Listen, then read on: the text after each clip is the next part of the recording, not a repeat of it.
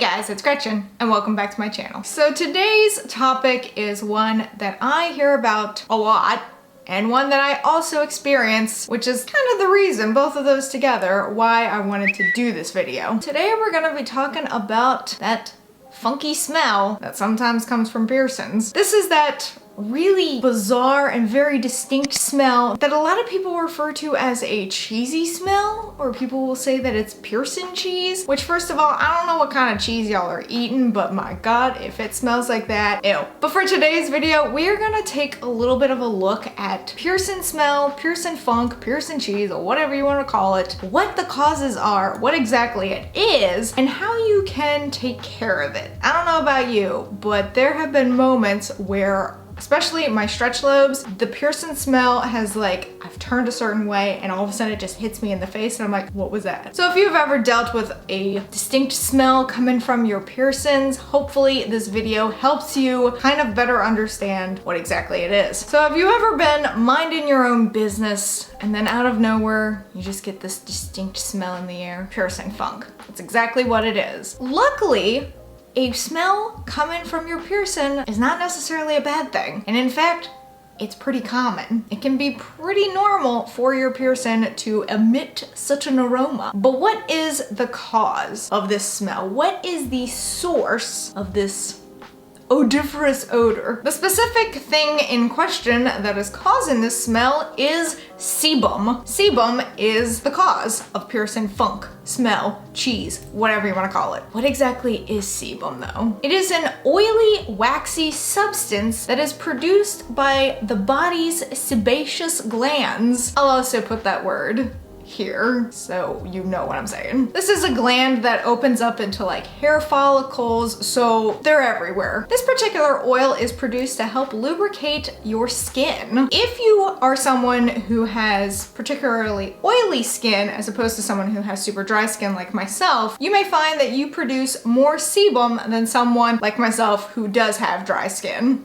Or even combo skin, if you're someone that has both normal and oily, or normal and dry, you may find that you produce more of this sebum than other skin types. Although we refer to sebum as our skin's natural oils, it's often mixed with a variety of other things. Dead skin cells, dust, sweat, anything else that may be in the air is gonna mix in with this oil and produce the smell. So if you notice a gray, cloudy substance that kind of sits on your jewelry, that's sebum. So that's just a little bit of information about what causes the smell, what exactly that is, because it just doesn't show up. It's an actual substance. It's an actual part of your body that's just kind of accumulating in this area. And the reason why it grasps onto jewelry is because it's in your piercing hole, but it's trapped in there by the jewelry. So it's just gonna lay on your jewelry and create that odor. So when it comes to piercings, there are certain smells that can kind of tell you whether or not it's an okay smell or whether or not you may have an infection. Usually if your piercing is completely healed, an infection is not gonna be at the forefront of your mind. So if you end up smelling this piercing cheese, fear not, it most likely is just your body producing this oil. Infections also can have a pretty distinct smell, but you'll know if it's different from sebum smell. Other things to look out for to figure out if it's an infection or not is if there's pain, if there's swelling, if there's yellowish green discharge, maybe even a bump has formed. Those could be signs of an infection and are not normal. So even though an infection can also emit an odor, much like sebum does, they're very distinct and a little bit more comes along with an infection. So you might be sitting there thinking, okay, that's great that I know that this is normal. This is just part of the body's process. That's great and all, but the smell is still a smell. So what can you do to lessen the smell and maintain piercing health? Something that we don't think about once a piercing is healed is aftercare. We're constantly being told this is the appropriate aftercare to heal a piercing. But what about the aftercare of a healed piercing? I mean, I'll be the first to admit that once I know a piercing is healed, my aftercare tactics kind of fall by the wayside until something crops back up and I'm like, oh, I should probably take care of it. We still need to care for our piercings even after they've healed, just to maintain the overall health of them. So although sebum production is normal, we don't always want to smell the smell. So what can you do to lessen the smell. Basic hygiene plays a key role in maintaining your piercing's health as well as cutting down on the smell. Simply cleaning piercing sites as well as jewelry can cut down on the potential for piercing funk. The aftercare of a healed piercing compared to a healing piercing is definitely less intense, but should also not be missed. There are a variety of methods that you can do for aftercare of a healed piercing, such as taking your jewelry out and letting them sit in a saline solution soak for just a couple of minutes. To clean around the piercing site, you can even do something as taking the saline solution and a Q-tip, cleaning it around, or a gentle cleanser and doing the same thing. For stretched lobes, which is where I particularly have found sebum to reside, something that you can do is before you get in the shower or the bath or whatever, take your plugs or tunnels out. Don't put them in before you get in the shower. Just let the soap from the shampoo or even your face wash kind of just go through your lobes to clean them out. Rinse them really good, and that is just a very quick and simple way to clean your lobes. Then when you get out, clean your plugs and tunnels off either with a gentle cleanser or saline solution. Take some oil of whatever that you like. I personally like jojoba oil, and then pop your jewelry back in. A few other steps to maintain in piercing health as well as to cut down on piercing funk. Change your pillowcases often, or at least wash them often. Washing them once a week minimum is a great way to do this. This also helps if you're struggling with any kind of skin problems like acne. It's just really a good practice to have for overall health, not just piercing health. Even if your piercing is completely healed,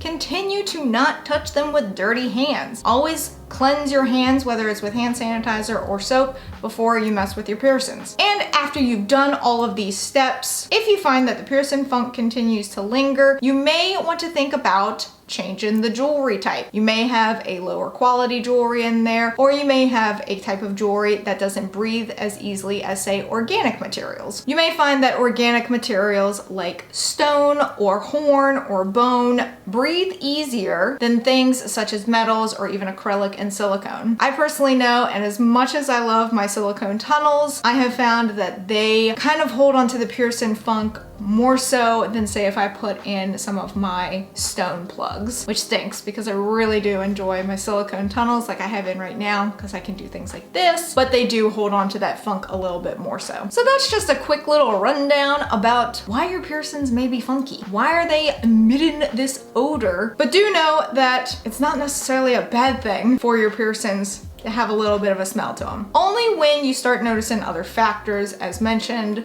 that could potentially mean an infection as opposed to just your body's natural production. Just rest assured that sebum is natural. Sebum is meant to accumulate. Just keep up with a specific aftercare routine for healed piercings.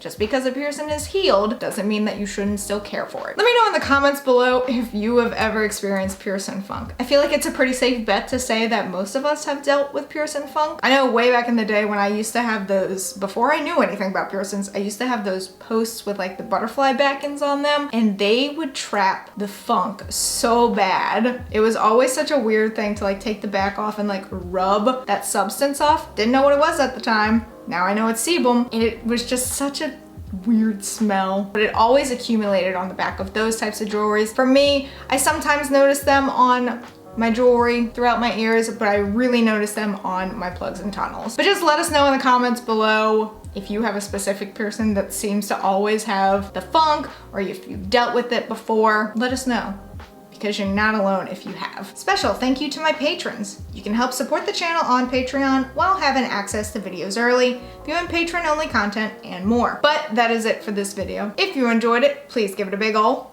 thumbs up. Go on down there and hit that subscribe button, wherever it may be, because I don't know, even though I do. This is just my shtick now. Also hit that notification bell in case you want to know when I upload, and in case YouTube wants to let you know when I upload, because I would really appreciate it. And until next time, bye guys.